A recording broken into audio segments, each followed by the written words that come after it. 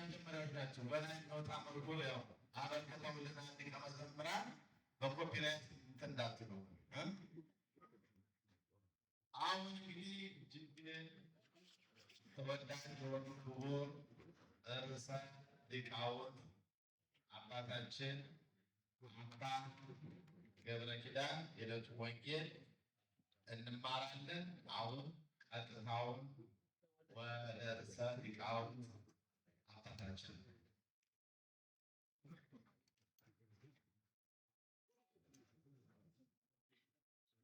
በስመ አብ ወወልድ ወመንፈስ ቅዱስ አሐዱ አምላክ። በስመ አብ ወወልድ ወመንፈስ ቅዱስ አሐዱ አምላክ። በስመ አብ ወወልድ ወመንፈስ ቅዱስ አሐዱ አምላክ። ይትባረክ እግዚአብሔር አምላክ ቅዱስ ምሕረቱን ቸርነቱን ይቅርታውን በሕይወታችን ላይ ያጸናልን የአባቶቻችን አምላክ ቅዱስ እግዚአብሔር እሱ ለዘላለም የተመሰገነ ይሁን። የእናታችን የቅድስት ድንግል ማርያም የወላዲተ አምላክ የቅዱስ መስቀሉ የቅዱሳን መላእክት የነቢያት የሐዋርያት የጻድቃን የሰማዕታት የመነኮሳት ረድኤታቸው ሁሉ ከእኛ ጋር ይሁን። ክቡር አባታችን መላከ ጽዮን አባ ወልደ ትንሣኤ የዚህ ታላቅ ደብር አስተዳዳሪ፣ የተከበራችሁ ክቡር አባታችን መላከ ሕይወት ቆሞስ አባ ጸጋ ዘአብ የአቡነ ገብረ መንፈስ ቅዱስ ቤተክርስቲያን አስተዳዳሪ፣ ክቡር ሊቀ መዘምራን ይልማ ኃይሉ፣ የተከበራችሁ የእግዚአብሔር ቤተሰቦች ሁላችሁ ክርስቶስ ተንሥአ እሙታን አሰሮ ለሰይጣን ሰላም ኮነ። ሞቶ ተነስቶ የእኛን መከራ ተቀብሎ ለእኛ ደስታ ሰላም የሰጠን መድኃኔዓለም ከባሕሪ አባቱ ከአብ ከባሕሪ ከመንፈስ ቅዱስ ጋር አንድ ለምትሆን መንግስቱ ክብር ምስጋና ይግባው። ርዕሳችን ስለ ደስታ ይሆናል። ደስታ በምስኪ ድገሙት። አሁን እሱ ስለ ኦርቶዶክሳዊ ደስታ እንማማራለን። ኦርቶዶክሳዊ ደስታ ምንድን ነው? ስለሱ የምንማረው ምክንያቱም እዛ ጀምሬው ነበረ። በልደቱ ደስ ይላቸዋል ነበረ ደስታ። አሁን ስለ ኦርቶዶክሳዊ ደስታ አስተምራቸዋለሁ። ፊልጵስዩስ ምዕራፍ 4 ቁጥር 4 መነሻ እናደርጋለን። በጌታ ደስ ይበላችሁ። እስኪ በሉ ሁላችሁም ድገሙ ድገሙ። ይኸውላችሁ ከሰው ፊት ማስተማር ጥቅሙ ይሄ ነው። አሁን እነሱ ባይኖሩ ኑሮ እናንተ ዝም ብላችሁ እየተማራችሁ ነበር፣ ፈርታችሁ ነበር። አባቶች የሚያስፈልጉን ለመታረም ለዚህ ነው ሆኑት ማለት ነው። እሺ በምን ደስ ይበላችሁ? እሺ አሁን ስለ ደስታ አጭር ነገር እነግራችኋለሁ። ደስታ ምንድን ነው? እስኪ አንድ ደቂቃ አስቡ ሁላችሁ።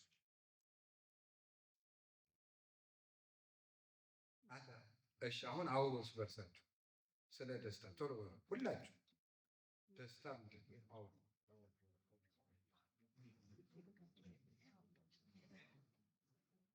አውሩ ከጎን ከጎን ለሁለት ላውሩ ሁላችሁ።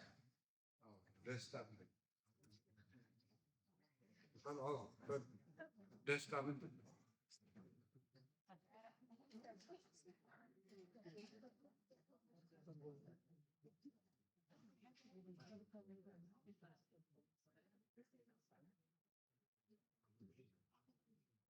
እሺ አንድ ጥያቄ ጠይቃችሁ። ሰው ለምንድን ነው ሁልጊዜ የሚከፋው? ሰው ለምንድን ነው ሁልጊዜ የሚከፋው? ተስፋ ስለሌለው፣ በውስጡ ደስታ ስለሌለው፣ የሚያስከፋ ነገር እየገጠመ ከእምነት ውጭ ስለሆነ፣ በእግዚአብሔር ተስፋ ስለሚቆርጥ። አይ በጣም ግሩም ነው። በጣም ለምንድን ነው ደስታ የምንፈልግሽ? ሐዋርያው ቅዱስ ጳውሎስ በተስፋ ደስ ይበላችሁ። ሐዋርያው ቅዱስ ጳውሎስ በተስፋ ደስ ይበላችሁ ነው። በጣም ግሩም ነው። አሁን ሁላችሁ ደስታ አስፈልጋላችሁ አስፈልጉ እና በዚህ ሀገር ስትረስ የሚባል ነገር አለ እና ስትረስ ለምንድን ነው የሚይዛችሁ ነው ጥያቄው። ገብታችኋል ሀሳቡ? ለምንድን ነው የምትጨነቁት? በጣም ጥሩ። እሺ ለማንኛውም ሁላችሁም ትክክል ናችሁ። አሁን ወደ ትምህርቱ ልውሰዳችሁ። በጣም ግሩም። በዓለም ላይ በዓለም ላይ የሚፈጠሩ ችግሮች ሁሉ ስለ ደስታ ካለን የተሳሳተ ትርጉም የሚፈጠር ነው። በዓለም ላይ የሚፈጠሩ ችግሮች ሁሉ ስለ ደስታ ካለን የተሳሳተ እይታ የሚፈጠሩ ናቸው። የሚፈጠሩ ችግሮች ሁሉ የሚፈጠሩ ሁለት ነገር አንድ ሁለት ሶስቱን አንስቼ ልንገራችሁ። በዓለም ላይ የሚፈጠሩ ችግሮች የሚፈጠሩት ስለ ደስታ ካለን የተሳሳተ የተንሸዋረረ አተያይ ያሁኑ ችግር ነው። ደስታ ለአንድ ኦርቶዶክሳዊ ምንድን ነው? ይህን ስታውቁ ሁልጊዜ በሰላም መኖር ትችላላችሁ። ቀንም ሌትም እውነት ለመናገር ደስታ ለእናንተ ምንድን ነው?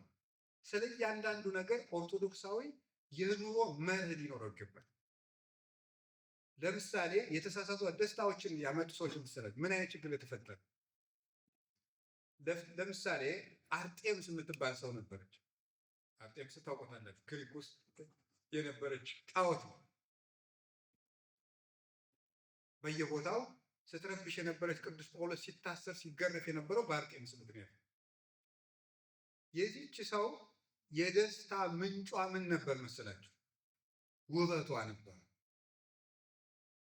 አባቷ መልከኛ ሰው መጥቶ ልጅህን ስጠኝ ሲለው አይ መልከኛ ብትሆን ሀብት የለህም ይለዋል። ሀብት ያለው መጥቶ ልጅህን ስጠኝ ሲለው ሀብት ቢኖርህ መልክ የለህም ይለዋል። ሀብትም መልክም ያለው ሰው ሲመጣ ስልጣን የለህም ይለዋል። ስልጣንም ሀብትም መልክም ያለው ሲመጣ ከነገስታት አትወለድም ይለዋል። እንዲህ እያለ ሲያጣጥል ሰው ሁሉ ሲንቅ ልጅቱን የሚያገባጥር እንዲህ ስትመካ እሷም እንደዚያ ስትመካ መጨረሻ ላይ ምን ሆነ? አንድ ጠንቋይ መጣና ምን አለ? የዓለም ንግስት አደርግሻለሁ አለ። እሺ አለች። ሰው ሁሉ እንዲሰግድልሽ አደርጋለሁ አለ። እሺ አደረገና ወረቀቱን ጻፈና ለአጋንንት ሰጣቸው። ለአርጤምስ ያልሰገደ ይሞታል የሚል ወረቀት። ያን ወረቀት አጋንንት ጻፉና በአየር ላይ በምታት ለአርጤምስ ያልሰገደ ይሞታል የሚል ጽሑፍ በሰማይ ላይ ያሳዩ። ህዝቡ እንደተሰበሰቡ ሰው ሁሉ ለአርጤምስ ሰገደ። እሷ ደግሞ ማንን ወለደች? ዜውስን ወለደች። የአምላክ ልጅማ አምላክ ነው ተብሎ ለእሱም ተሰገደ። ከዚያ በኋላ የክርስትና መከራ ሁሉ የመጣው በምን ይመስላችኋል? በዚህ ሰው ምክንያት ነው። በውበቷ መደሰት የምትፈልግ ሰው በመሆኗ እሷን የሚያመልኩ ሰዎች ናቸው ሐዋርያትን ሲያሰቃዩ ሲገሉ። እነ ቅዱስ ዮሐንስ ወንጌላዊ በእሳት ውስጥ በፈላ በርሜል ውስጥ እንዲወረወሩ ያደረጋቸው፣ በደሴት እንዲታሰሩ ያደረጋቸው ይህ ምክንያት ነበር። ውበታቸውን የሚያመልኩ ሰዎች የመከራ ምንጮች ናቸው። እውነት ለመናገር ከቃሉ ጋር ናቸው። እግዚአብሔር ከሁላችን ጋር። ስለዚህ የመጀመሪያው በውበት ከመደሰት መላቀቅ ነው። የሚከፋል በውበት መደሰት ስለምንፈልግ። በውበት መደሰት ከፈለጋችሁ ሁልጊዜ ይከፋችኋል። ለምን ይመስላችኋል? ለዛ የሚደረግ ያልፋላ ረጅም በመሆናችሁ ከተደነቃችሁ ትጎብጣላችሁ፣ ታረጁ። በዚያ መደሰት ከፈለጋችሁ ማለት በፀጉራችሁ የምትደሰቱ ከሆነ ወይ ፎረፎር ወይ አንድ ነገር ይመጣና ያረግፈዋል፣ ይረግፋል። አይናችሁን የምትደሰቱበት ከሆነ ወይ ያረጃል ወይ ደግሞ የሆነ ነገር ኦፕራሲዮን መደረግ አለበት ይባላል። ሁሉም ነገር ይረግፋል። በውበታችሁ መደሰት መቆም፣ የውበት ውድድርን ማቆም። የውበት ውድድርን እኔ ከገሌ ጋር ገሌ እንዲህ አድርጎ ገሌ። ትናንትና አንድ ሰው እዚህ ያገኘን አባታችን ጋር እዚህ ፈረንጅ የሞሮኮ ሰው ነኝ መሰለኝ የሞሪሸስ ሰው ነኝ እና እንደው ለኢትዮጵያ ሄጄ ነበር አንድ 10 ጊዜ አለ። ምን ትመክረናለህ ለኢትዮጵያውያን አልኩ። ዝም ብሎ ሲያዩ ኢትዮጵያውያን ናቸው አሁን ያለ ስናልፍ ምን ትመክረናለህ? ሁሉን ነገር ኮፒ ከማድረግ ማቆም አለበት። እራሳችሁን ሆኗል። ከአሜሪካ ያየነው ሁሉ ማድረግ፣ ከዚያ ያየነው ሁሉ ማድረግ፣ ሁሉን ነገር ኮፒ በማድረግ ማንነታችን አጥተናል። ለኢትዮጵያውያን የምመክረው ከ2000 ዓመት በላይ የሆነ ማንነት አላችሁ። ማንነታችሁን ጠብቃችሁ ነው ብሎ ነበር የነገረን ማለት ነው።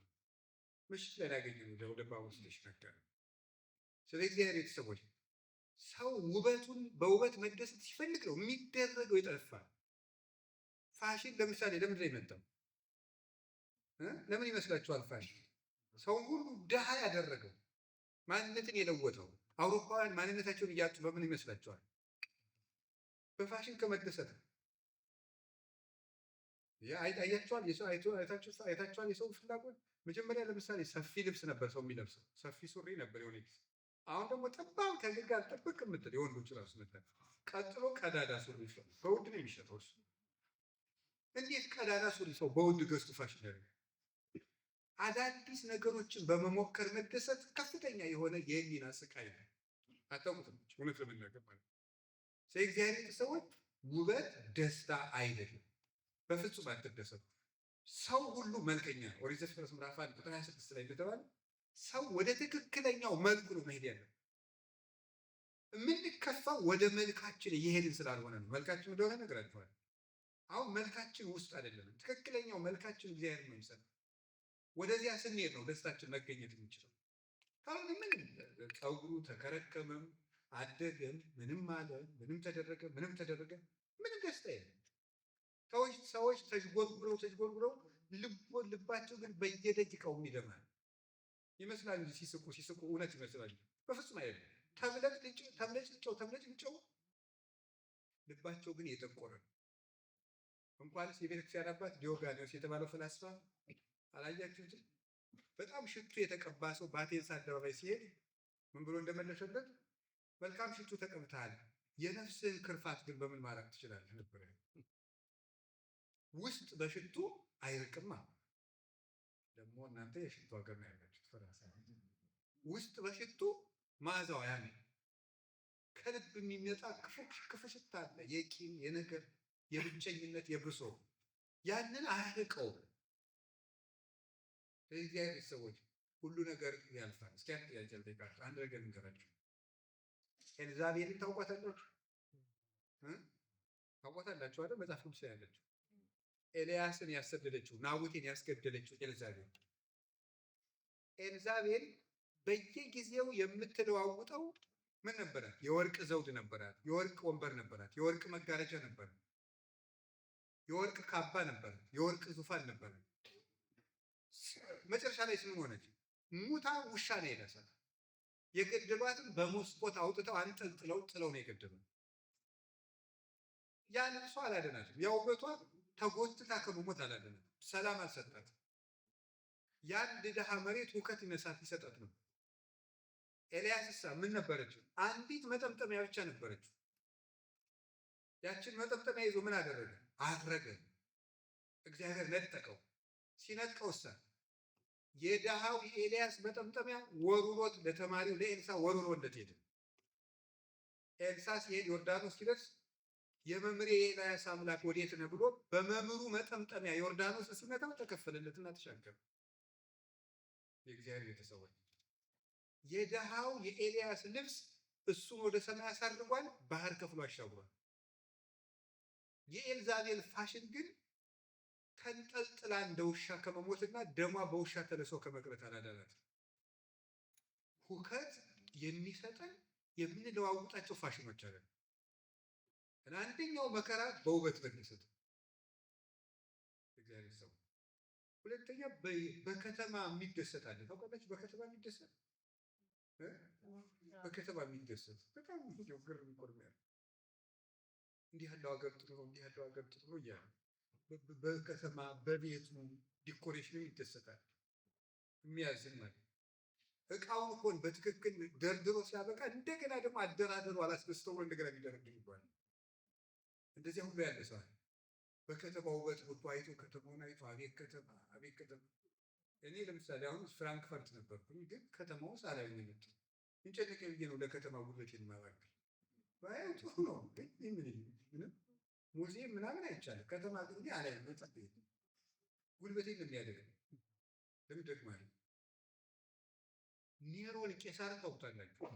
ኔሮን ቄሳር በከተማ ውበት የሚደሰት ሰው ነበር። በከተማ ውበት አንድ ቀን ቁጭ ብሎ ከከተማው ዳር ሆኖ ሲያየው ከተማው አስጠላው። ሮም ማለት አይ ላቃጥለዋል፣ አዲስ እንዲሰራልኝ ላቃጥለዋል። አይገርም? በእሳት አነደደው ሮማ ከተማ በ67 ዓመት በእሳት አቃጠልና ከተማው ሲነድ እያየ ይደሰት ነው። እንዴት አይነት ግፈኛ ሰው በዚያ ይደሰታል። ከዚያ ስናደረገ ደግሞ ከተማውን አቃጥሎ ክርስቲያኖች ጣዖት አናመልክም በማለታቸው አማልክት ተቆጥተው ነው ይሄ እሳት የወረደብን አለ። በዚያ ምክንያት ነው ቅዱስ ጳውሎስና ቅዱስ ጴጥሮስ ራሱ የተገደሉት። በኋላ ስስም ሆነ ህዝቡ አውቆበት ከተማችን አወደመ ብሎ ከከተማው ወጥቶ እየለመነ እየበላ አብዶ ሰውነቱ ሁሉ ተበላሽቶ ነው ይሞት። ከዚያው ከተማ ደስ ከተሰኘበት ከተማ ወጥቶ ማለት ነው። ይሄ መህን የሌለው ገደብ የሌለው ደስታ ፈላጊነት። እንዲህ ያለ ችግር መከራ ያለ በዘፈን የሚደሰቱ አሉ። እያደነዘዛችሁ ነው እግዚአብሔር ቤተሰቡ። አሁን ያውቃለሁ እዚህ ሀገር ስትኖሩ የቤተሰብ ናፍቆት አለ፣ የሀገር ናፍቆት አለ፣ ብቸኝነት አለ፣ እንዳሰባችሁት አለመሆንም አለ፣ ብዙ ነገር አለ። እዚህ መጥቼ እንዲህ አድርጌ ስትሆን እንደገና ከላይ ደርሳችሁ ታች መውረድም ይገርማቸዋል። ያንን ለመርሳት ዘፈን ልታዳምጡ ይችላል። ግን ያ ማደንዘዣ ነው። እውነቴን ነበር። እስኪ አንድ እቤት ውስጥ እንጀራ ባይኖር አንድ ህፃን ልጅ እንጀራ ስጡኝ እያለ ቢያስቸግር ዝም ብሎ በኋላ እንሰጥሃለን ብንለውና ዝም ሳንሰጠው ስንቀር ነው እንደገና ስደው። ስለዚህ ተመልከቱ ዘፈኑ ይሄ ዝም በል አይምሯችን ለሚጠይቅን ጥያቄ ዝም በል እንለዋለን። ለጊዜው እናባብለዋለን በዘፈኑ። ስንነሳ እዚያው ሀዘናችን ውስጥ ነው። ዘፈኑ ተደምጦ ተኝታችሁ ስትነሱ ያው ብቸኝነት ነው የሚገጥማል። ያ ማደንዘዣ ነው። እነማን ናቸው ታዲያ? ሄሮድስ የዮሐንስ መጥምቅን አንገት ያስቆረጠው በምን የሚደሰት ሰው ነበር? በዘፈን የሚደሰት ሰው ነው። በዘፈን የሚደሰት ሰው በዘፈን ተደስቶ ዮሐንስ መጥምቅን አስገደለ። መጨረሻ ላይ እሱ ሮማ ሄዶ ከእስራኤል ሮማ ሄዶ ታስሮ ሰውነቱ ሸቶ ቆስሎ የገዛ ስቃውን አብዶ እየወጨቀ እየበላ ነው የሞተ። ማን? ሄሮድስ። በዘፈን የሚገኝ ደስታ የለም። አውልቀን መጣላለን። ምን ለመናገር ደስ ያለው ቢኖር ምን ይበልናል? ይዘምር። ያዘነ ቢኖር ይጸልይ። የእግዚአብሔር ሰዎች እሱ ደስታ አይደለም። የደስታ እንትን ኮምፓሳችሁን አስተካክሉ። እንዲህ ዘወር የምታደርጉት የምፈልግ ዛሬ ዘወር የምታደርጉ ትክክለኛ ደስታ ያለበትን ነግራቸዋል። ታዲያ መቼም ጸልዩ ነው እንዳት ቆይ ሌላ አለ መጸለይ ነው እውነት ነው፣ ግን መንገዱን ነግራቸዋል። አንደኛው በዘፈን መደሰት ማቆም አለባችሁ። በዘፈን መደሰት ካቆማችሁ ከቃሉ ጋር ናችሁ። አሁን መዝሙሩ ሲደምቅ ራሱ በጣም ደስ የሚላችሁ እግዚአብሔር ያሰባችሁ ነው። እንደው ደስ እያላችሁ ነው። እሱ ራሱ ደስታችን መስተካከል አለበት። ትክክለኛ ዘወር በዘፈን መደሰት ማቆም። አራተኛው በመጠጥ የሚደሰቱ ሰዎች አሉ። በመጠጥ መደሰት እየሰማችሁ ነው። መጠጥ ኃጢአትም ጽድቅም ማለት ነው። በመጽሐፍ ቅዱስ ኃጢአትም አይደለም ጽድቅም ማለት ነው። መስከር ግን ኃጢአት ነው። ገባችሁ? ምንድን ነው? እንጀራ መብላት ኃጢአት ነው። ኃጢአትም ጽድቅም ማለት ነው። መብላትም አያጸድቅም፣ አለመብላትም አያስቆምም። መጥገብ ግን ኃጢአት ነው። መጥገብ መስከርም ኃጢአት ነው፣ መጥገብም ኃጢአት ነው። ስለዚህ እግዚአብሔር ቤተሰቦች መጠጥ አደገኛ ነገር ነው። ከበዛ ቀምሶ እግዚአብሔር ለማመስገን ቅዱስ ጳውሎስ ትንሽ ወይን ጠጥተህ ፈጣሪህን አመስግን ብሎ ለጢሞቴዎስ ለደቀ መዝሙሩ ልኮለት።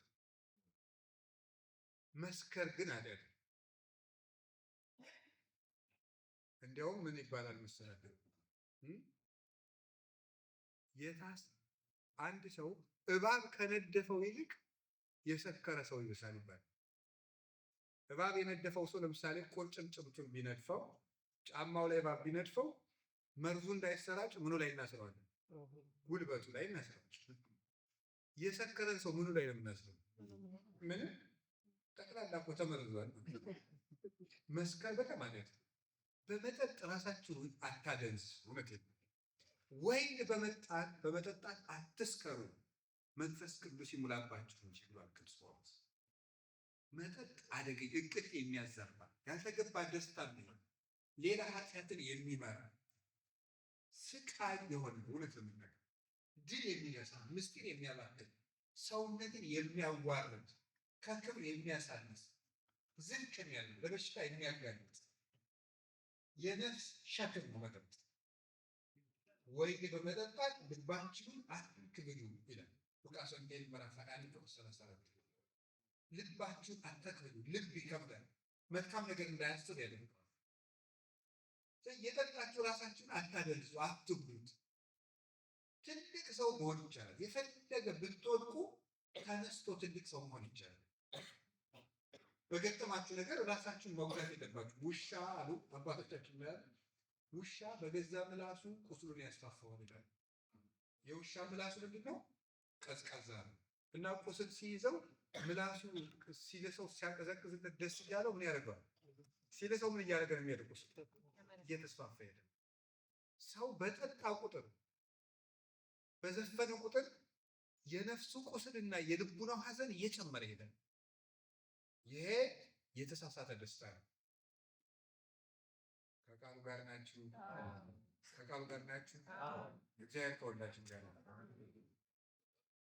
በገንዘብ መደሰትስ ጥሩ ነው አይደለም? በእውነቱ ስለ ገንዘብ ራሱን ምልከታችሁ ይስተካከል ወንድሞችና እህቶች። ገንዘብ ክፉ ነው አላም። ገንዘብ ሰዎችን በሁለት መንገድ ባሪያ ያደርጋቸዋል። ታውቃላችሁ አይደል? ጌታ ለገንዘብና ለእግዚአብሔር እኩል መገዛት አይችልም። አንደኛ አግኝተውት መጠቀም ለማይችሉ ሰዎች ባሪያ ያደርጋቸው። ሁሉን ነገር በገንዘብ ማድረግ የሚችሉ ይመስላቸዋል። ሁለት ለመናገር ማለት ነው። አሁን ሀብት ያላቸው ሰዎች ንስሐ አባታቸው ለስብሰባ ሲጠራቸው ቶሎ ብለው መዋጫ ሲኖር ጥሩ ነው። በፍጹም ትክክል አለ። ይህ የራሱ የገንዘብ ባሪያ የሆነ ሰው። አንዳንድ ሰው ቤተክርስቲያን ይዞ ገዳም ሂዶ በገንዘቡ የሚፈራ የሚከበሩ የሚመስለዋል። እናንተ ታደርጉት አታደርጉት እንጂ አንዳንድ ከውጭ ሀገር ሰዎች ሲመጡ እኛ ላይ ሁሉ መጠግበር ይፈልጋል። ለምሳሌ አሁን ገዳም መጥተው አባ ገሌን ማግኘት ፈልጌና የሉም ስላቸው ከአሜሪካን የመጣው በላቸው ይላል። አሜሪካ ገነት ነው መንግስተ ሰማያት? እንዲሁ ግርም ነው የሚያደርገው። ይሄ የገንዘብ ባርነት ነው በራሱ። ምን ማለት ነው? ከዚያ እንደመጡ ሲያውቁ ያገኙኛል፣ ያከብሩኛል። መጀመሪያ ራሱ እንደዚህ ብሎ ማሰብ ፈጽሞ ነው የገንዘብ ባርነት ነው። ገንዘብ ሰዎችን ባሪያ ያደርጋል። ባርነቱ ምንድነው? ሁልጊዜ ይሄን አስተካክዩ፣ ይሄኛውን ካምፓኒ አስተካክዩ፣ መስመር አስይዘው ይሄን አስተካክዩ እንዳሉ እንደባከኑ ነው የሚሞቱ። እንዳይነት ሰው ወደ ጸሎታቸው አይመጡ፣ ወደ ንግዳቸው አይመጡ፣ ወደ ቁርባን አይመጡ። የጸሎት ጊዜ የላቸው፣ መጽሐፍ ቅዱስ የማንበቢያ ጊዜ የላቸው፣ ለኪዳን ጊዜ የላቸው፣ ለቤተሰብ ጊዜ የላቸው፣ ለሀገር ነገር ለቤተክርስቲያን ነገር ጉዳይ የላቸው። ጉዳያቸው ብር ነው። እስመ ስራው ለሁሉ ከአፍቅሮ ነው አይሁት። ገንዘብን መውደድ የኃጢአት ሁሉ ስር ነው ይላል ጳውሎስ አንደኛ ጢሞቴዎስ ምዕራፍ 6 ላይ ሲናገር ገንዘብን መውደድ የኃጢአት ሁሉ ስር ነው። ሁለተኛ ገንዘብ ያጡትን ሰዎችን ባሪያ ያደርጋቸዋል። ገንዘብ ሲያጡትን ባሪያ ያደርጋል። ስለዚህ በአግባቡ መያዝ ያለባቸው። ገንዘብ ይዘውት ካላወቁትም ይገዛል፣ ሲያጡትም ደግሞ ባሪያ ያደርጋል። ለዚህም ደግሞ አለበት ሲኖራችሁ እወቁበት፣ ሳይኖራችሁ ደግሞ እግዚአብሔርን አመስግናችሁ ስሩ። ለገንዘብ ብላችሁ ማንነታችሁን አትሽጡ፣ ሰውነታችሁን አትለውጡ፣ ራሳችሁን ጠብቁ። ማንነት ከገንዘብ በላይ ነው። እውነቴን ነው የምነግራችሁ። ማንነት ማለት ለኛ ሰውነት ማለት ነው። ማንነት ለኛ ኦርቶዶክሳዊነት ነው። ከገንዘብ በላይ ነው። ገንዘብ እኮ እኛ ሸኝቶ ሰው ኪስ ውስጥ ሲገባ የገሌ ነኝ የማይል ከዳተኛ አይደለም። ድሮ ስትጠብቁት ስትለፉለት ላባችሁን ጠብ ስታደርጉለት ኖራችሁ ስትሞቱ ሰው ተካፍሎ ሲወስደው እኔ ነኝ አይደል? የሚወርሱ ሰዎችስ በህግ ነው። ሌባ ሲወስደው እኮ የገሌ ነኝ አይደል? በህግ አምላክ አይደለም። ሰተት ብሎ የሚሄድ ለዚህ ከዳተኛ ብላችሁ ማንነታችሁ እንዳትጠሩ። ገንዘብም ደስታ አይሰጥም። እስኪ አንድ ጥያቄ ልጠይቃችሁ። ቃል ለጉሮሮ ጣፋጭ ነው በእግዚአብሔር ስም ለምን? እስኪ አንተ ጠይቃችሁ ማር በልታችሁ ጉሮሯችሁ ውስጥ ጣፍጧችሁ ያውቃል? ማር ወረድ እየጣፈጠው ጉሮሮ ውስጥ የጣፈጠ ሰው አለ? እሺ ስጋዎት ጉሮሮ ላይ የጣፈጠ አለ ወይ? እሺ ጠጅ ጉሮሮ ላይ የጣፈጠ ምግብ ጥሩ ሌላ ነገር የሚጣፍጥ ኬክ የሚባል አለ። እሱ ጉሮሯችሁ ላይ ጣፍጧችሁ ያውቃል? እሺ ጨጓራችሁ ላይ ይጣፍጣል? የት ላይ ነው የሚጣፍጠው? ሁሉም ነገር አፍ ላይ የሚቀር ሁሉም ነገር አፍ ላይ ነው የሚቀር። በምግብ መደሰት እራሱ አንድ ችግር። ምግብ መብላት ኃጢአት አይደለም። በምግብ ግን መደሰት አቤት አቤት የተደራሽ አቤት አቤት ማድነቅ ራሱ በዓል ሲመጣ ራሱ ምግቡን እያሰቡ መደሰት ራሱ የኖር መብላት ነውር የለውም። በምግቡ ግን ደስታን መፈለግ ማለት ነው። ሰምታችሁ? ሁሉም ነገር የት ላይ የሚቀር አሁን እንትን ታርጎ በዚህ ላይ ምን ወጥ ነው ያለ? ቀይ ወጥ፣ ነጭ ወጥ፣ አልጫ ተደርድሮ እንትን ብሎ በስታ ዛሬ ጥሩ ማንዋት ይላል። በሽሮ ወጥ ግጥም አድርጎ በልቶ ጥሩ ባላለው አለ። ለምን ያበላችሁ? ሁሉም ቢሆን ለአፍ ነው። ግጥም አድርገህ ከበላህ ጥሩ ባላላት በቃ። ጉዳዩ ግን ከመንገር አለ ያገናኛል።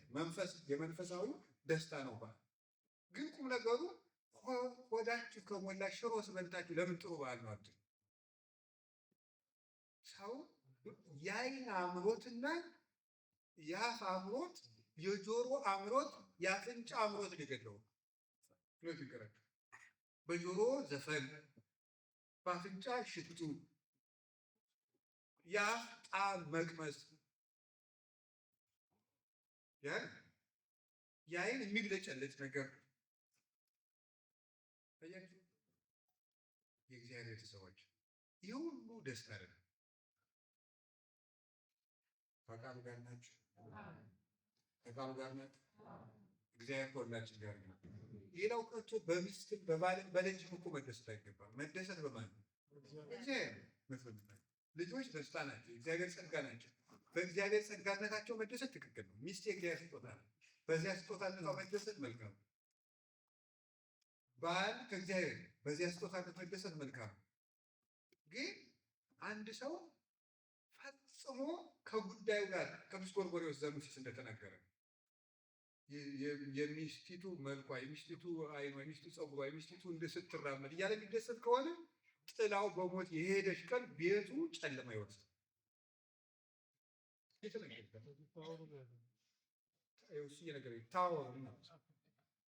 ምንድን ነው ሰው ይህን ሁሉ ችግር ያመጣው? ለምን ይመስላችኋል? ሰው ደስታ ማጣት ነው።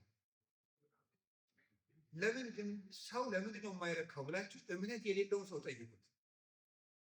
ሳይኮሎጂስት ይሁን ሳይካትሪስት ይሁን እግዚአብሔር የለም ብሎ የሚያምን ሰው ለምን አይረካም ብላችሁ ጠይቁት። መልሱ አንድና አንድ ነው። ሰው ሀገር ይቀይራል፣ አይረካም። እንደው አሁን ለምሳሌ አንዳንድ ሰው ኢትዮጵያ ሳለ አይረካም። አውሮፓ ስትመጡ ምስረፉ አልመሰላችሁ? ረክታችኋል? አልረካችሁ? ጥያቄ እንደው ከዚህ ሀገር እንደምንም ብዬ ልጣን ይችላችሁ። አሁን እዚህ መጣችሁ ደስ አላችሁ። አሁን አሜሪካ ምን ወስዳችሁ ደስ አይላችሁ? ትንሽ ይመስላል። ስትሄዱስ ወይ ካናዳ ብትሄዱ እንደዚህ ነው። አትረው እዚያ ያለ ሰው ደግሞ ኢትዮጵያ መመለስ ይፈልጋል። ኢትዮጵያ ሲመለስስ ደስ ይለው ይሆን? ብዙ መናና ወደ ሀገራችን ለመመለስ ያብቃል ነው ይጸልያል፣ ያብቃችሁ። ግን ስትመለስ እዚያስ ደስ የሚላችሁ ይመስላችኋል? አይልም። ሰው በምድር ላይ የሚቀርቡለት ነገሮች ሁሉ ደስ አይል። ለምንድን ነው ብላችሁ ጠይቁ። ሁልጊዜ የሚከፋኝ ለምንድን ነው ብላችሁ ጠይቁ። እስኪ አንድ ጊዜ ሁላችሁ በሉ ሁልጊዜ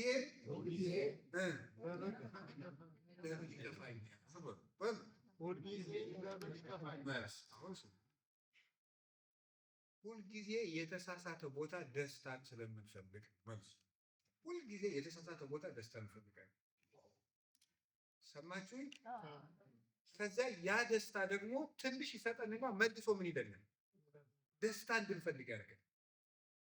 ደስታ እንድንፈልግ ያደርገን።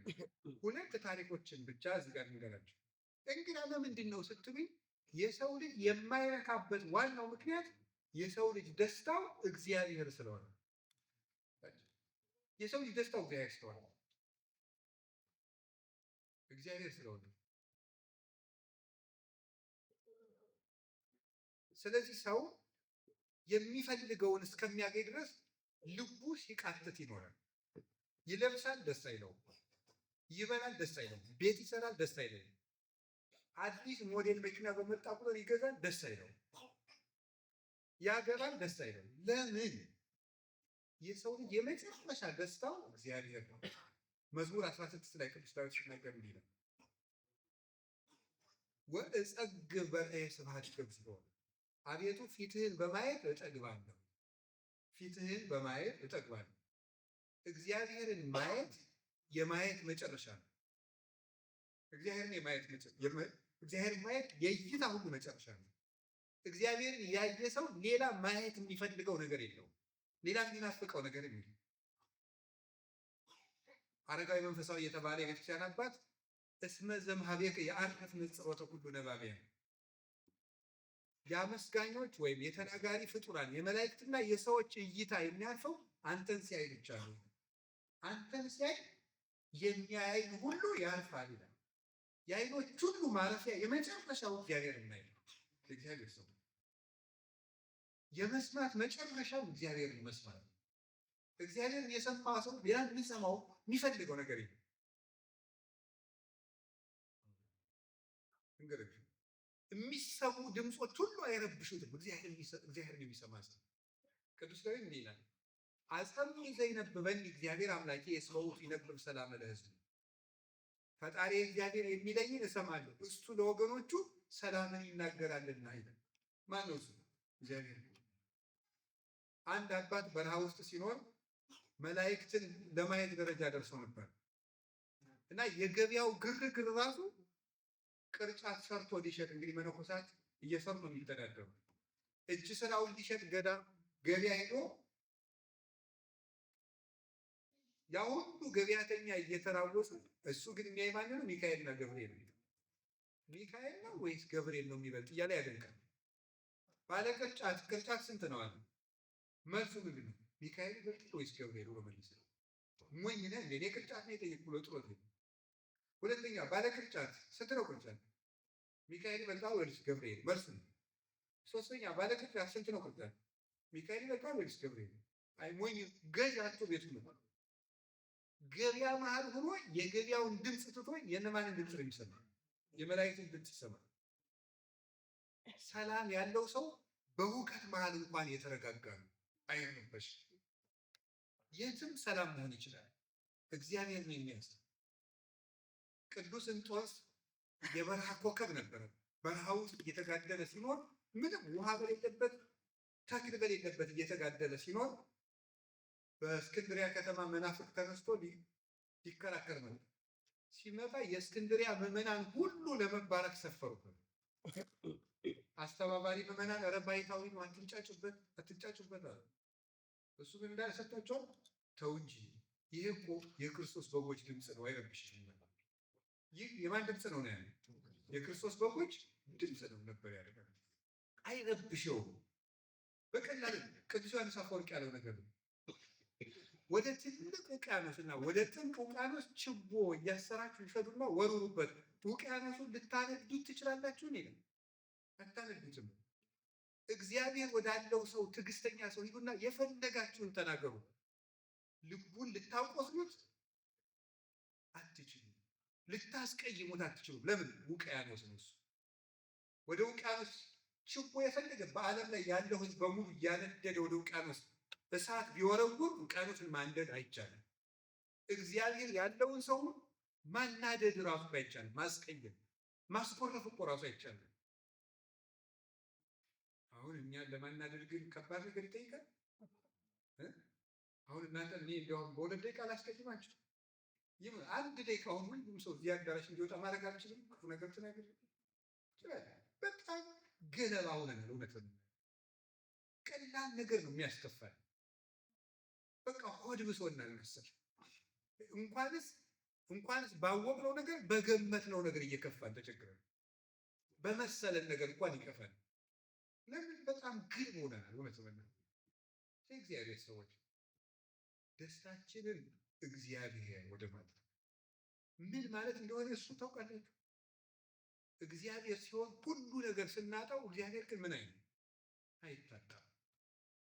ባል ሲሞት ለሚስት የሚቀራት ማለት እግዚአብሔር ነው። ባል አብሮ ይኖራል እስከ መጨረሻው እስከ ቅጣው ድረስ ወይ ሚስት ትቀርማለች ወይ ባል ይቀራል። ሚስት ስትሞት ለባል የሚቀረው ማለት እግዚአብሔር ነው የሚቀረው። አባትና ሲሞቱ ለልጆች የሚቀራቸው ማለት እግዚአብሔር ነው። ባለስልጣኖች ተሽረው ሲታሰሩ እጃቸው ላይ የሚቀረው ጥሪት ማለት እግዚአብሔር ብቻ ነው። ቤተ መንግስቱ አብሯቸው አይታሰርም።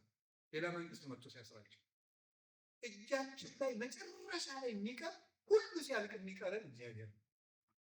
ሁለተኛ ነገር እኔ ቅዳሴ ሲቀደስ ቅድመ ዓለም ወስክለ ዓለም አለው እግዚአብሔር በመንግስቱ እግዚአብሔር በትስስቱ እግዚአብሔር በመለኮቱ ሲባል ደስ የሚለኝ ዓለም እግዚአብሔር ከዓለም አስቀድሞ ነበረ። እግዚአብሔር በመንግስቱ አለ። እግዚአብሔር በሶስትነቱ አለ። እግዚአብሔር አለ የሚለው ድምፅ የመጨረሻ ሰላም ነው። ለምን ሄሮድስ የለም፣ ናቡከደነፆር የለም፣ ፈርዖን የለም ነበር። እግዚአብሔር ግን አለ። እግዚአብሔር ነገም አለ። እግዚአብሔር አስከፍተነውም አለ። እግዚአብሔር ሸሽተነውም አለ። እግዚአብሔር ጠፍተን ስንመጣም አለ። እግዚአብሔር ሁልጊዜ አለ። እግዚአብሔር ጥሎን ሄዶ ያውቃል። ሁልጊዜ የሚገኝ ወዳጅ እግዚአብሔር አልከማይም ነን። ትክክለኛ ወዳጅ ማለት ታውቃላችሁ፣ እሱ እግዚአብሔር የማይለወጥ ጠባቂያችን፣ አቃቢነ ዘኢይማስን ይላል መጽሐፍ ይችላል። የማይለወጥ ጠባቂያችን፣ የማይለወጥ ጠባቂያችን ማለት ምን ማለት ነው? እኛ ስንለወጥ እሱ የማይለወጥ ነው። ከቃሉ ጋር ናችሁ። እግዚአብሔር ከሁላችን ጋር። ስለዚህ ሌላው ነገር ሁሉ የምንሞክረው ነገር ሁሉ ደስታ አይደለም። በልዩ ልዩ ልማድ የተያዘን ወንድሞች እህቶች ልንኖር ይችላል። እዚህ ውስጥ ክፉ ልማድ ደስታ ይሰጥናል ብለን የምናደርጋቸው ልማዶች ይኖራሉ። እዚያ መውጣት ከፈለጋችሁ እሱ የደስታ የሚመስል ሾተን ነው። እሱ ነፍስን የሚጎዳ የሀዘን ምንጫችን ነው። ደስታ እየወስድ እያደረግ ነው ያለ ለገውላቸው ራሳችንን እንመርምር። ጌታችን የተናገራቸውን ሁለት ሶስት ነገሮች ልንገራችሁ። አንደኛው 12 ዓመት ደም የሚፈሳት ሴት ነበረች። ታውቃላችኋል? ያቺ ሴት 12 ዓመት ደም ሲፈሳት መጽሐፍ ቅዱስ ላይ የተጻፈ ነገር አለ።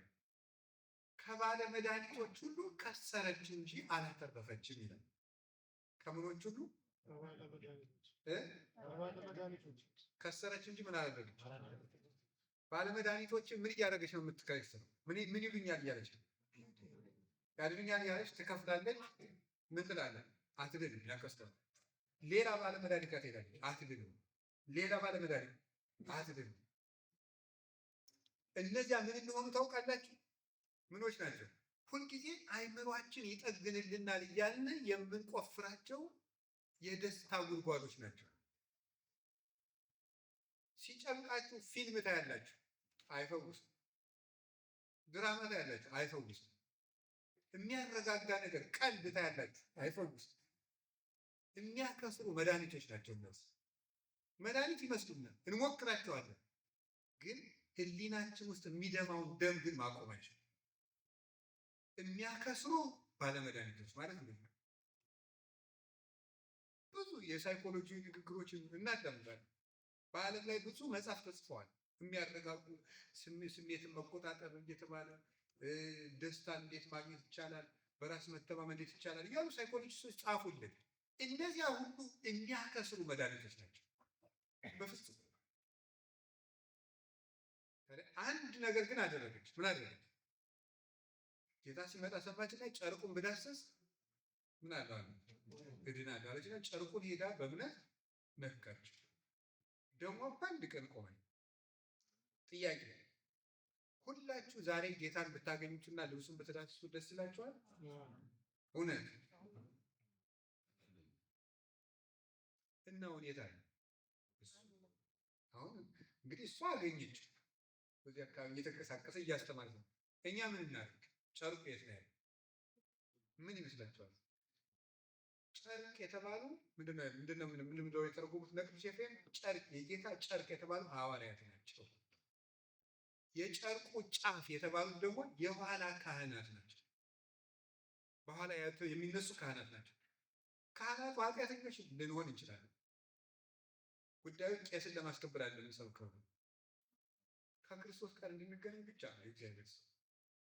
የልብሱን ጫፍ ብነካ እድናለሁ። የልብሱ ጫፍ የተባለ ልብሱ ሐዋርያት፣ የልብሱ ዘርፍ እስከ ዓለም ፍጻሜ የሚነሱ ካህናት ናቸው። እነሱ ጋር ስትሄዱ እረፍት ታገኛላችሁ። ምን ብላችሁ ነው የምታርፉት? እምነታችሁን የሚያሳርፋችሁ። አንድ ቄስ ጋር ቁጭ ስትሉ እንደ ሳይካትሪስት አትጠሩት፣ ወይ እንደ ሳይኮሎጂስት ወይ እንደሆነ አማካሪ አትጠሩ። ለቄሱ ስትናገሩ ማን እንደሚሰማችሁ ነው ማመን ያለበት? ለእግዚአብሔር፣ ለጌታችን ለኢየሱስ ክርስቶስ ለራሱ እንደምትነግሩት ነው ማመን ያለባችሁ። አንድ ቄስ አይደለም ማሰብ ያለባችሁ። አብራችሁ ምን ጊዜም ቄሱ ነኩሴ ሊሆን ይችላል፣ ያገባ ሊሆን ይችላል፣ ሌላም ሊሆን ይችላል። ብቻ ግን ክህነት ያለው ሰው ጋር በአንድ ወንበር ስትቀመጡ መሀል ላይ ማን እንዳለ ማመን አለበት? እግዚአብሔር እንዳለ ማመን። ያንን ስታደርጉ ነው ፈውስ የምናገኘው። ብዙ ጊዜ እኮ ለካህናት ጭንቀታችን ተናገር ለምን ማንድን ይመስላችኋል? ድሮ ሐዋርያት ይፈውሱ ነበር። የዛሬ ካህናት ለምን ደሞ አይፈውሱ? ምልክት ካላየን ቄሱ የሚፈውስ ስለማይመስለን ወይም ደግሞ አንዳንድ የካህናት ኃጢአቶችን ስለምናይ ስናይ እንዲሁ መቼም ሕጉን ለመጠበቅ ልናዘዝ እንጂ እሱ እስኪያወሩ 40 ዓመት የዘጉ ባይታዊ ብታዩና እሳቸውን ብታዩና አሁን እዚህ ሊመጡ እና ያመማችሁን ሁሉ የምትድኑ አይመስላችሁ አይደል? እንደው ከተማ የሆነ ቄስ ደግሞ ሻሹን ጠብቶ በዚህ ይመጣ እና ገብረስላሴ ተሳለም ሌላቸው ያደገኛል ታላችሁ ችግራችን እዚህ ላይ ነው። ማድረግ ያለብን ማለት ነው የሚፈውሰን ማለት ነው መድኃኒት የልብሱ ዘርፍ በሉት። የልብሱ ዘርፍ ያ ልብስ እኮ ክርስቶስ የለበሰው ልብስ እኮ እንደማንኛው ልብስ ወይ ጥጥ ነው ወይ ሐር ነው፣ ሌላ አይደለም። ልዩነቱ የማን ልብስ ስለሆነ? የክርስቶስ ልብስ ስለሆነ። ቄሱ እኮ እንደኛ በደለኛ ነው። ልዩነቱ ግን የማን ክህነት ስለያዘ? የእግዚአብሔር ክህነት ስለያዘ። እግዚአብሔር ይፈውሰናል ካል እንድናለን። ስለዚህ የመጨረሻውን ልባችን ውስጥ የሚደማውን ደም የሚያደርቀው የክርስቶስ ልብስ ነው። የመጨረሻው ደግሞ አንድ ሴት ላስታውሳቸው። ዮሐንስ ወንጌል ምዕራፍ 4 ላይ ያለች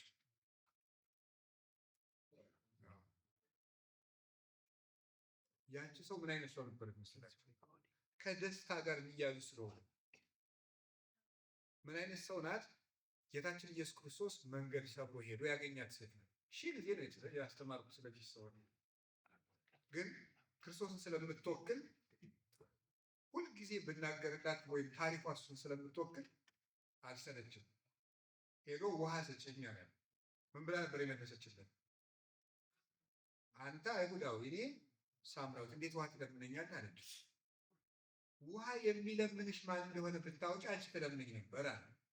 ምን ብላ ሰጠችው? እንዴት አለች።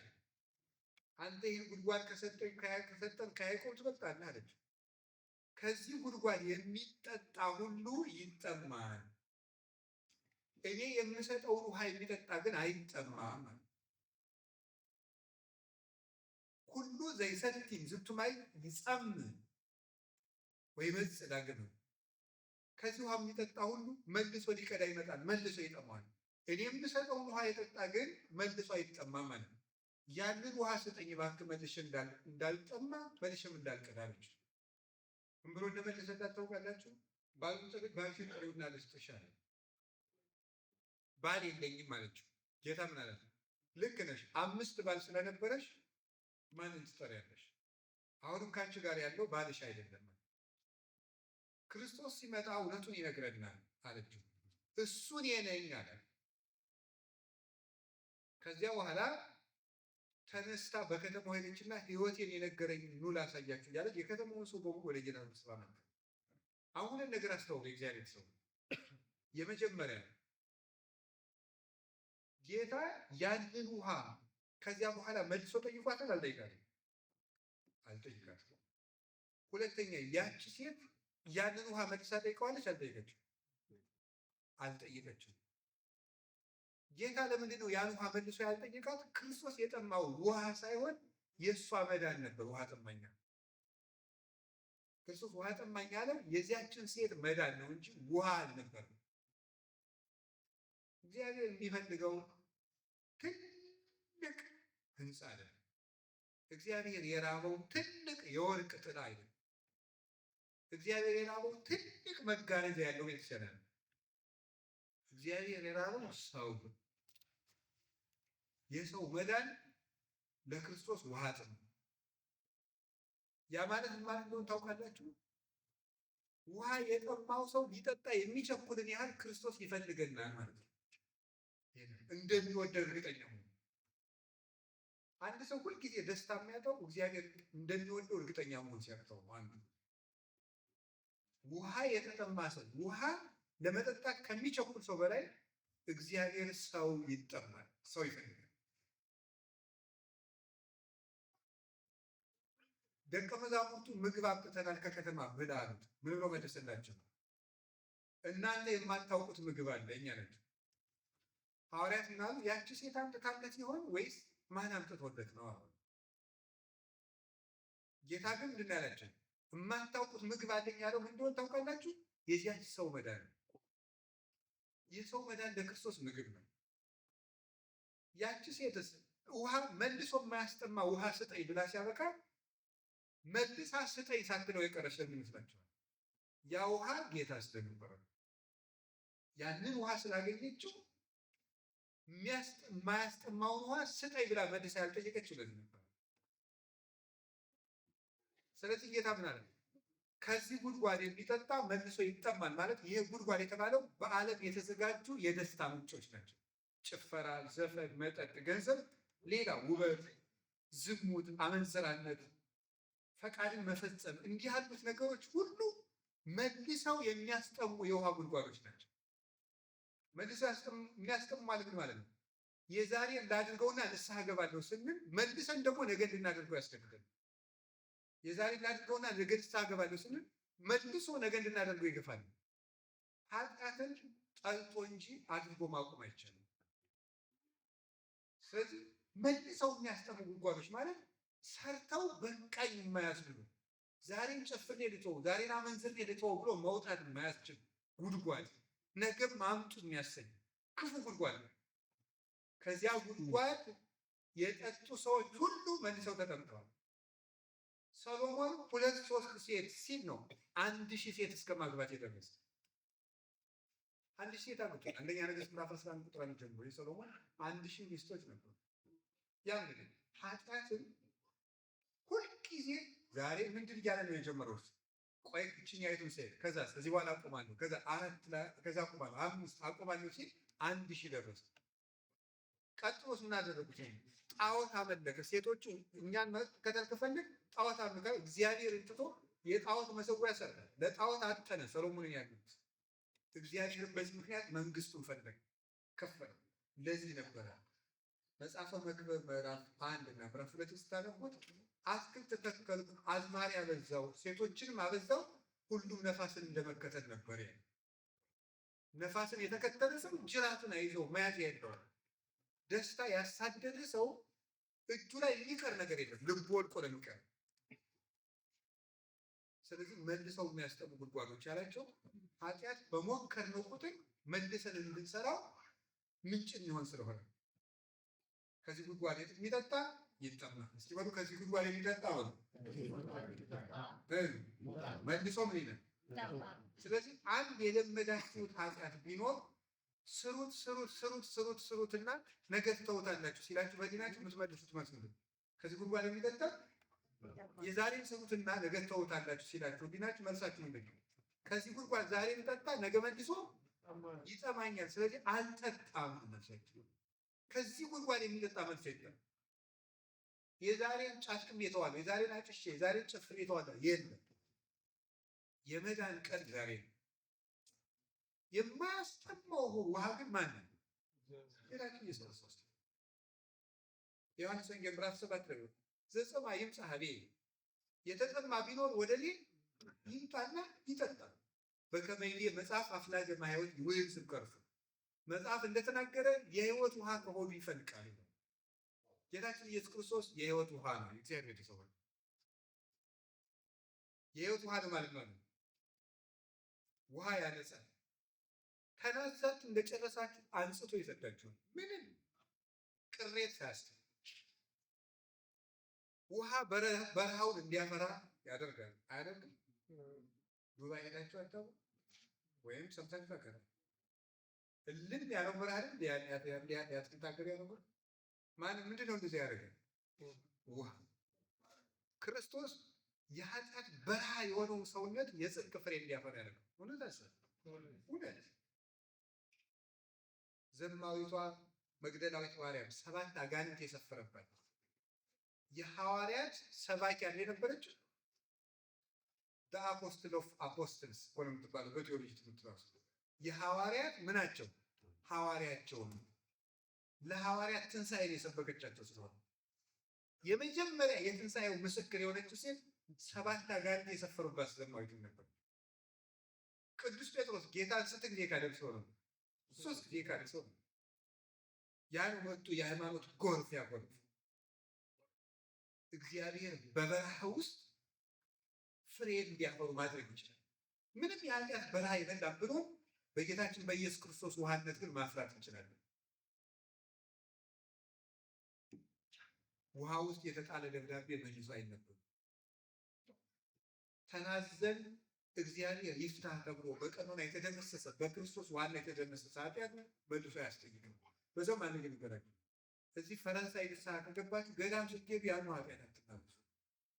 አንዳንድ ጊዜ ምን ይመስላል እንደው ከለቅ ያለ መነኩሴ ካልተቀበላችሁ ንስሐችሁን ይቅር ያልተባላችሁ ይመስላችሁ ወይም እንደው ወይ አክሱም እንደምንብላችሁ ወይም ደግሞ ደብረ ዳሞ ወይም የሆነ ገዳም ወይ ዝቋላ ወይ የሆነ ቦታ ካልሄዳችሁ ይቅር ያልተባላችሁ ይመስላል። ከተማ ተናዝዤ ይቅር ማልባል ይመስላችኋል። ወይም እንደውም ጳጳሱ ንስሐ ሊቀበሏችሁ ሳይ ብሎ ይመስላችኋል። ወይ ፓትርያርክ እኛ መቼም ፍላጎታችን አለ ፓትርያርክ ንስሐ ሊሰጡ የሚሻለን ሊመስል ይችላል። ጉዳዩ ከተማና ገጠር መሆኑ አይደለም። ስንናዘዝ ለማን እንደምንናዘዝ ማሰባችን ለእሱ ከተናዘዝ ለቄስ የምንናዘዝ አይምሰለን። ቅዱስ ጴጥሮስ ለዚህ ነው ስጋ ወደሙ ስንቀበል ቄሱ የሚያቀብለን አይምሰለን፣ ራሱ ክርስቶስ ያቀብለናል እንጂ ቄሱ እንደ አቅሙ ተልእኮውን ይፈጽማል ብሎ ነው የተነገረው። ስለዚህ ጌታችን ኢየሱስ ክርስቶስ ምን ያደርግናል? በረሃ ብሎን ፍሬ እንድናፈራ ዕዳ ደብዳቤ ቢኖርብን ተናዛችሁ ሲጨርሱ በነፃ ልጅ አልፈርድብም ደህና ዋሉ ብሎ ይመስል ምንም መያዣ የሌለው እኮ ነው። ይህ ቀርቷል ና ሰምታችሁ አላለ። ስለዚህ እረፍት የሚሰጠን እዚያ ውስጥ ስንሄድ ውሃም ያደርጋል፣ ያነጻል፣ ለነጻል ከዚያስ ፍሬ እንዲያፈሩ ያደርጋል። እናፈራለን። ደብዳቤ ይደመስሳል። ዕዳችን የሚደመስስልን ውሃ ክርስቶስ ነው። ጥም ይቆርጣል። ምን ውሃ ሁሉን አድርገን አልቆረጥልን ያለው የልባችን ጥም የሚቆረጠው መድኃኔዓለም ስናገር እሱ ነው። የነቢያትን ጥም የቆረጠው እሱ ነው። መቼ ነው የምትመጣልን ያለው? የመላእክትን ጥማቸውን የቆረጠላቸው እሱ ነው። መላእክት እግዚአብሔር የማየት ጥም ነበርባቸው። ዛፈተው መላእክት ከማያውቁ መላእክትን እንዲያዩት የሚያስመኛቸው እሱ ነው የተባለበት። ለአንካሶች እግር፣ ለዕውራን ብርሃን፣ ለዲዳዎች መልካም ቃል ለደንቆሮች በጎ ዜና፣ ለሙታን ትንሣኤ፣ ለተራቡት የሕይወት እንጀራ፣ ለተጠሙት የሕይወት ውሃ፣ ለደከሙት ምርኩዝ፣ ለተሰደዱት መጠጊያ እርሱ ኢየሱስ ክርስቶስ ነው። እሱን ስናገኘው ረፍት እናገኘው። የእግዚአብሔር ስጦታ እውነት ነው። ጌታችን ክርስቶስ እውነተኛ ረፍት ነው። ወደዚያ መምጣት፣ ወደዚያ የሚመጣው በንስሐ ከቃሉ ጋር ናችሁ። እግዚአብሔር ከሁላችን ጋር ይሆን። እግዚአብሔር ከሁላችን ጋር ይሆን። ስለዚህ ወደዚያ ውሃ መምጣት ነው። ስለዚህ ምንድን ነው ነፍሴን መራት በረፍት ውሃ ምን አለኝ ነው የሚለው ዳሩ ያሳደገኝ። ያ የረፍት ውሃ ማን ነው? ጌታችን ኢየሱስ ክርስቶስ ነው። አሁን ሁላችን ረፍት እንድናገኝ ህሊናችንን ወደ ጌታችን ወደ ኢየሱስ ክርስቶስ ነው መድረስ። ያን ስናገኝ ደስ ይለናል። አንድ ታሪክ ብቻ ላስታውሳችሁ። ሐዋርያትን እንዲህ ብሏቸው ነበር ጌታ፣ ደስታችሁን የሚወስድባችሁ የለም። ሰማችሁ? ደስታችሁን ወስዱ ማንም ጊዜ ያሉት ሐዋርያትን አይደል? ሐዋርያትን ምን የሚወስድባችሁ የለም ያለ? ደስታችን የሚወስድባችሁ የለም። እንዴት የሚወስድባችሁ የለም? እስኪ ከሐዋርያት አንድ ሁለት ሶስት ጥቀሱ።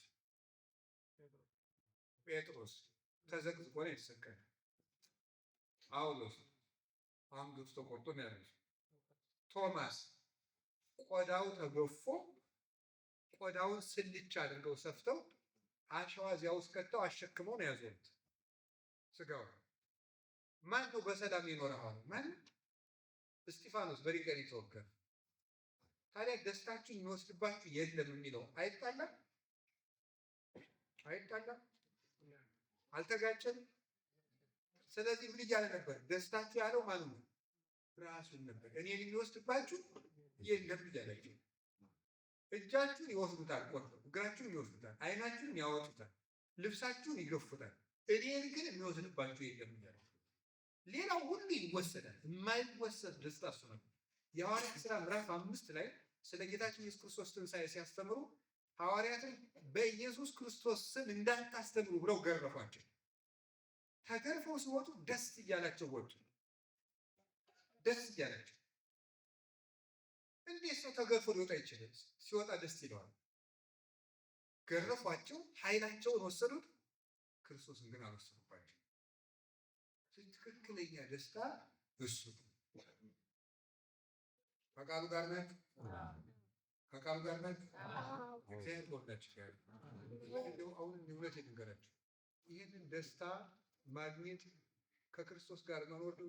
አሁን ወንዶችም ሴቶችም እንዲሁ ደስ እንዲሌላችሁ አታውቁም። እሺ የምር ነገር ሰው ስላማችሁ እንዳታገቡ። ይሄ ለእህቶቻችን የሚያጋጥም አይመስላችሁም? በቃ እንደው ጭንቀቱን ለመገላገል ቢሆን አንዱን ላግባዋት ነው አታውቁም። በወጣችሁ ትክክለኛ ሰው ከመጣ ብቻ ነው የሚቆርብ ሰው ከእግዚአብሔር ጋር የሚያገናኛችሁ እስከ መንግስተ ሰማያት የሚጓዝ ሰው ነው እንጂ እንደው ብቸኝነቱን ልገላገለው ብላችሁ ብትገቡ ራሱን የቻለ ሲኦል የሆነ ሰው አለ። መግባት የለባችሁም። ሰው ወንዶች ሴቶች ነው በተሳሳተ መንገድ ትዳር ውስጥ መግባት ነው ብዙዎችን ደም ሊያስለቅሳቸው ያለ። እግዚአብሔር የፈቀደው ስጋው ደግሞ የሚቀበል ሰው ከመጣ አሉ። ካልሆነ ግን ማግባት ዶግማ አይደለም፣ ግዴታችሁ አለ። ከክርስቶስ ጋር መኖር ነው ግዴታችሁ። ደስታችን እሱ ነው። ቢቻላችሁ መልካም ሰው ከመጣ ጥሩ ትዳር ቅዱስ ነው ብሎ መጽሐፍ ቅዱስ ራሱ ጌታችን ኢየሱስ ክርስቶስ ተገኝቶ ወይም የባረከበት ክቡር ጸጋ ነው ለቤተክርስቲያን የተሰጠ ነው። ቤተክርስቲያን የቀጠለችበት አንድ የተቀደሰ ሰንሰለት ትዳር ካልሆነ ግን ሰው ቁሞ ቀረ፣ ሰዎች ቁማ ቀረች እንዳይል ብላችሁ ከብቸኝነት ለመላቀቅ ብላችሁ ማግባት የለባችሁ። በማን ደስ ይበላችሁ?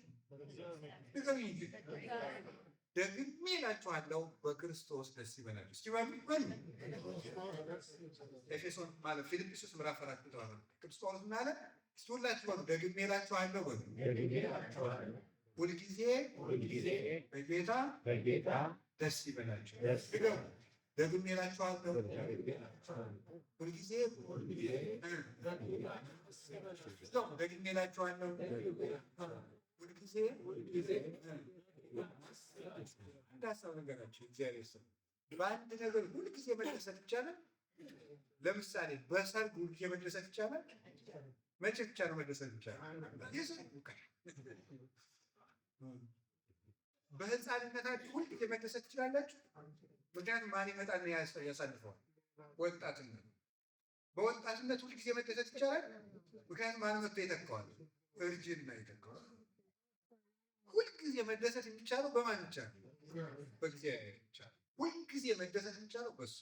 ሁልጊዜ የናፈቃችሁት ቦታ ኢትዮጵያ ትሄዳላችሁ። አንዳንድ ቦታ ሄዳችሁ ተደስታችሁ ስትመለሱ በሉ እንግዲህ ገናኝ እያላችሁ እያለቀሳችሁ። በዘመድም ሁልጊዜ መደሰት አይቻልም። አንድ ሳምንት ወይም 3 ወር። በክርስቶስ ግን ሁልጊዜ መደሰት ይቻላል። ሁልጊዜ ማናጣው ደስታችን ጌታችን ኢየሱስ ክርስቶስ ነው። ብቻችሁን ስትሆኑ ሲጨንቃችሁ ስራ ውላችሁ የዚህ ሀገር ስራ በጣም አጨናናቂ ነው። ስራ ውላችሁ ባዶ ዶርማችሁ ስትገቡ ብቻችሁን እንደሆናችሁ አታስቡ። እዚያ ውስጥ ባላል እስከ ዓለም ፍጻሜ ድረስ እኔ ከእናንተ ጋር ነኝ ብለው አማኑኤል ማለት ነው። እግዚአብሔር እኛ ጋር ነው። አማኑኤል በሉ ድገሙ። ምን ማለት ነው? እግዚአብሔር ከማን ጋር ነው? ብቻችሁን አይደላችሁ። ክርስቲያን ብቻውን አይደለም። አልተጠመቃችሁ ነው። ታዲያ የተጠመቃችሁ ሁላችሁ ክርስቶስን ለብሳችሁታል። ቅዱስ ጳውሎስ እስኪ በሉ የተጠመቃችሁ በሉ ማንን ለብሳችሁታል? ክርስቶስን ለብሳችሁ። ብቻችሁን አይደለም። ስጋዬን የበላ ደሜን የጠጣ እኔ ከእርሱ ጋር እኖራለሁ። ጌታችን ኢየሱስ ክርስቶስ ከእኛ ጋር። ብቻችሁን አይደላችሁ። ስትገቡ እያማተባችሁ መግባት፣ መጽሐፍ ቅዱስን ማንበብ፣ ጸሎታችሁን መስጠት። አልጋ ላይ ሆናችሁ እንቅልፋችሁ እስከምትመጣ 5 ደቂቃ ካለቻችሁ ጋደም ብላችሁ የጌታ ልደቱን በህሊናችሁ መተረክ። ቤተልሔም ነበረ፣ ከዚያ አርበኞች ተሰብስበው በህሊናችሁ ነው የምትተርኩት። ስቅለቱን መተረክ፣ ትንሣኤውን መተረክ፣ ጉዞዎቹን መተረክ በህሊናችሁ። የዚያን ጊዜ አብሮን ይሆናል። እሱ ያ የመጣ እረፍት ይሰጣችኋል። የሚያውቃችሁትን ነገር ሁሉ ቆርጦ ይጥለዋል። እሱ ፍጹም ሰላም ነው። አይዟችሁ ድሀ አደጎች እንድትሆኑ አላደረጓችሁም፣ ሰላሜን እተውላችኋለሁ። የምሰጣችሁ ሰላም ደግሞ ዓለም እንደሚሰጣችሁ አይደለም ብሎ ስትናገር ከቃሉ ጋር ናችሁ። ከክርስቶስ ጋር መኖር ደስታ ይሰጣል ማለት በክርስቶስ ፈቃድ፣ በክርስቶስ ሕግ፣ በክርስቶሳዊ ሕይወት መኖር እና መውቀር። የመጨረሻው ነግራችሁ ያንን ውሃ ታገኙና ተደሰቱ። እስኪ ስጋው ደግሞ አትቀበሉ እጃችሁ ነው አውጭ ከደላችሁ ጨቃታሽ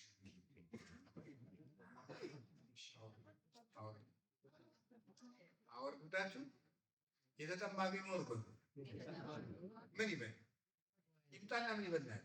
ይጠጣ። ስለዚህ ሁላችሁም ለስጋው ደግሞ ተቀበሉ። የእግዚአብሔር ሰዎች ሁላችሁ እኔ ኃጢአተኛ ነኝ ነው መልሳችሁ አይደለም?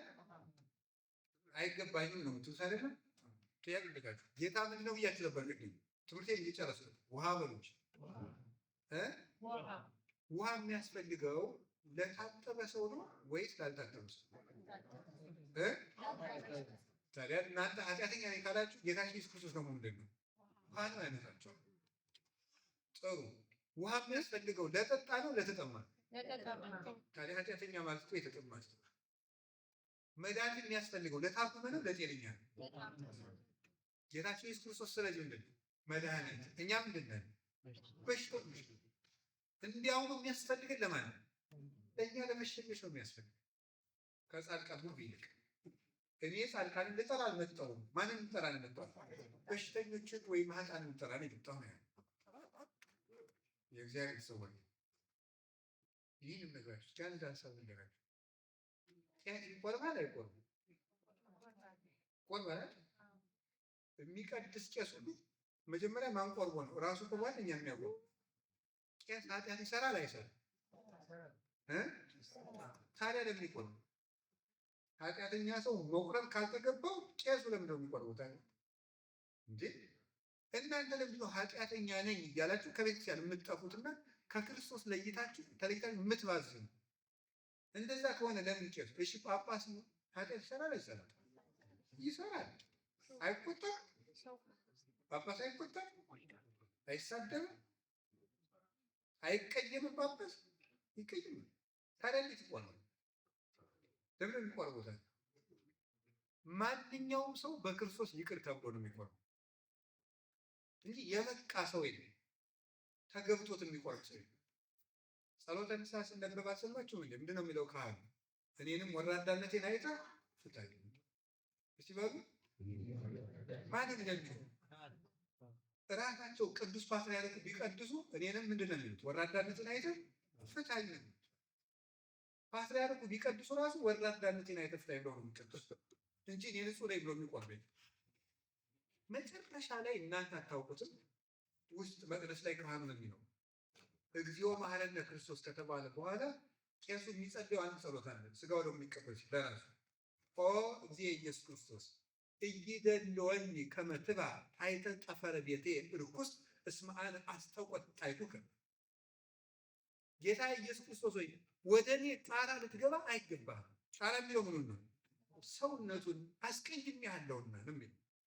በድዬሃለሁ፣ ረክሻለሁና ወደ እኔ ልትገባ አይገባኝም። ግን ስለ ዮሐንስ መጥምቅ ብለህ ስለ እናትህ ስለ ድንግል ማርያም ብለህ ይቅር በለኝ ብሎ ነው የሚቀበለው። ይህ የምቀበለው ስጋና ደም ለፍርድና ለኩነኔ አይሆንም ብሎ ነው የሚቀበለው።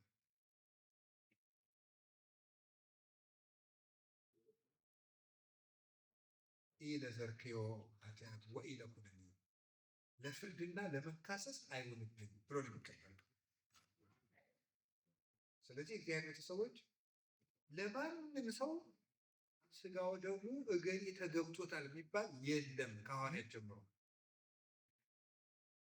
በክርስቶስ ቸርነት ሁላቸውም የቆረቡ ቅዱሳን ሐዋርያት እንኳን ቢሆኑ ያለ እመቤታችን ያለ ቅድስት ድንግል ማርያም በቀር በሕሊናው እሳት ተሸክሞ ያልበደለ ሰው የለም።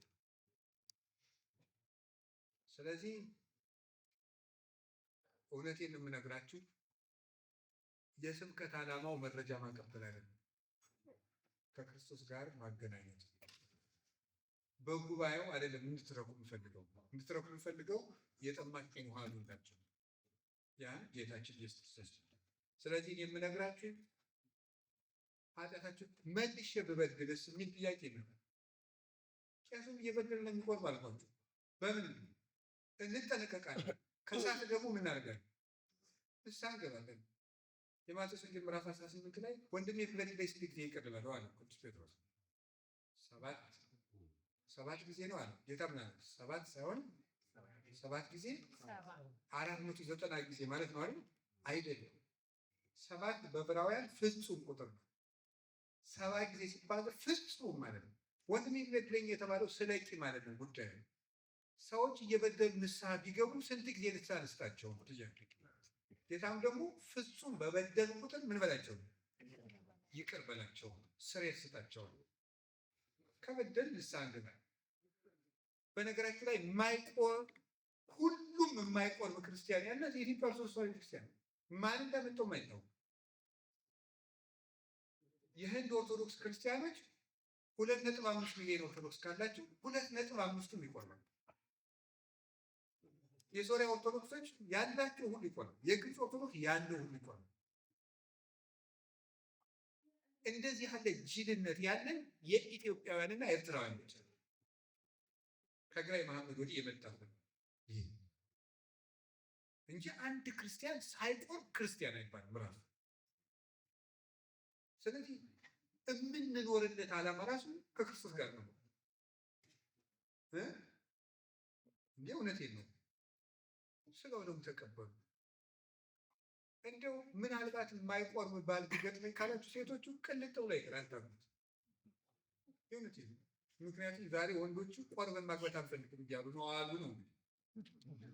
ካልቆረበ ልም ብሎ ይቅር፣ ከክርስቶስ ጋር ሙቱ። በቃ የማይቆርብና የማትቆርብ ሚስት አታግቡ፣ ጥቅም የለም። የትዳር ዓላማው ኑሮን መተጋገዝ አይደለም፣ በህብረት መዳን መንግስቱን መውረስ። ሰው የሚያገባው ለመጽደቅ ነው እንጂ በኑሮ ለመረዳዳት አለ ለመጽደቅ ነው የሚያገው አንድ የድነት መጓዣ መንገድ ነው። ጉዞ ነው። የመንግስተ ሰማያት ጉዞ ነው ትዳር እንጂ አዋጥቶ መኖሪያ አይደለም። ስለዚህ የእግዚአብሔር የተሰወረ ምንም ነገር ስጋው ደግሞ ተቀበሉ። አሁን ከቻላችሁ ሰኔን ተዘጋጅታችሁ ሐምሌ ላይ ቁረቡ፣ ጾሙ፣ ንስሐ ግቡ ከእነዚህ አባቶቻችሁ ጋር። ካልሆነ ሐምሌና ነሐሴ ቢሆን ተዘጋጅታችሁ መስከረም ላይ ቁረቡ። ታው የመዳን ቀን ዛሬ ነው። ከዛሬም አሁን እንግዲህ ጌታችን ኢየሱስ ክርስቶስ ተመልሶ መጥቶ የሚሰብካችሁ እንዳይመስላችሁ። ከፋም በጀም መጽሐፍ ጽፎ ሄዷል። መጽሐፉን እያደረስንላችሁ ጊዜ የምናገኝ ይመስላል። ኢትዮጵያ ውስጥ አሁን ሕፃናቱም ትልቁም እየተቀጨ እየሞተ ነው። ምናልባት እናንተ ሰላም ሀገር ነው የምንኖረው ብላችሁ ኮሮና የመጣ ጊዜ ስንት ሰው ፍሳ ገብቶ ነው። እኔ ማነው ትንሽ በቀጠለ ምን ሆነ ሰው ንስሓ እንዲገባ ፖለቲከኛ ሁሉ ሲናዘዝ ነው። ልክ የኮሮና ሲመጣ አውሮፓ መኖር አሜሪካ መኖር አፍርቷል። ሁሉም ረገፈ። አሁን አንድ ጠብ ቢመጣ በአንድ መሳሪያ የምናልቅ እኮ ነው ሁላችን። ለምሳሌ አያድርገውና ሶስተኛው ዓለም ጦርነት የሚጀምሩት በአንድ የምንጠፋ አይደለም። በዚያን ጊዜ በአሜሪካ የጦር አውሮፕላኖች ሂሮሺማና ናጋሳኪ አመድ ከሆኑ የዛሬ ኑክሌር ደግሞ እንዴት ዓለምን አንድ ሊያወድም እንደሚችል አታውቁ። እንዲሁ በደቂቃ አንድ የከፋው ፕሬዚዳንት ኑክሌር ቢጫን ይወድማል። እኔ ነግሬያቸዋለሁ። ከሞት ጋር ውል የለንም። አሁን ብንመለስ መልካም ነው። ከሚያሳርፈን አምላክ ጋር አብረን እግዚአብሔር ለሁላችንም ረፍት ይስጣል። በስብሐት ለእግዚአብሔር። ይቆይልን።